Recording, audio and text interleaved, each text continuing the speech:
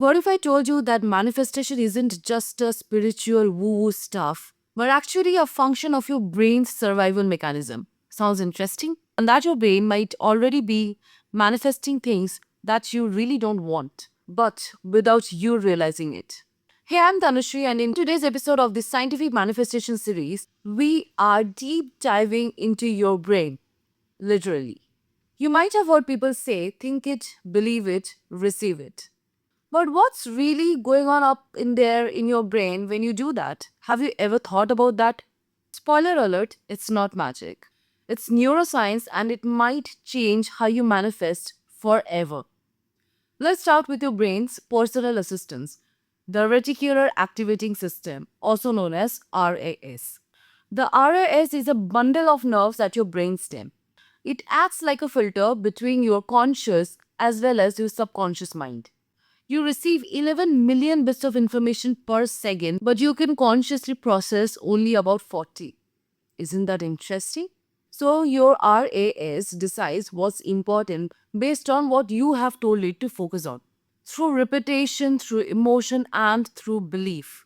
Ever thought about buying a red car and suddenly everywhere there's red car all around? That's not magic, that's exactly how your RAS filters your reality. I keep on giving this card example thingy to everyone I know around because it's very important to do. And if you are keen on to check that out yourself, think of a black car or a red car or whatever car, just the color maybe, and see in the next few hours, few days, the only cars you'll be able to notice is black, red, or whatever color you have chosen.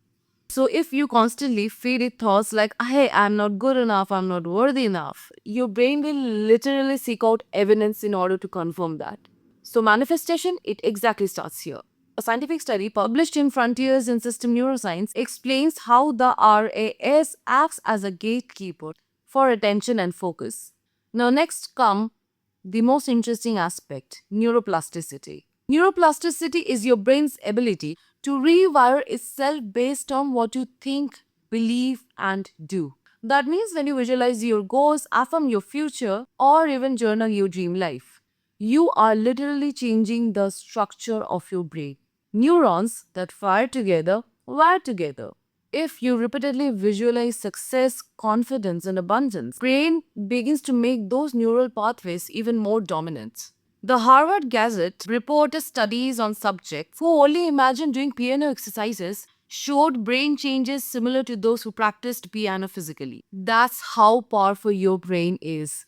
Now let's go a little bit more deeper. Emotion. Your brain prioritizes information tied to a very strong emotion. You can ask why? Why? Because it links emotion to survival. That's exactly how human beings have evolved. So if you say an affirmation with zero emotion, meh, it doesn't gonna work like that. You really have to believe it over here in order to plant it over here in order to see it in reality. This activates the limbic system, especially amygdala, which tags emotionally significant events in your life, helping your RAS and your neural pathways to lock the experiences. That's why the combo of vision board, affirmations, music, moving your body a little, maybe dance, exactly works. You're not just basically now thinking, you're just feeling it to become a new identity, and that's exactly what's required in order to just start your manifestation journey. The Journal of Neuroscience highlights that emotional arousal enhances memory and attention. Your emotional state directly impacts your cognitive bias and attention filters. Now let's talk about the default mode network, also known as DMN. This is exactly the part of your brain that activates during rest, daydreaming, and self reflection. When you imagine your future self, how she or he talks, dresses, acts, or walks into your room full of people, you're activating this network. You are now rehearsing a new identity. This is where manifestation meets embodiment. Your brain literally can't tell the difference between you imagining and what's the reality.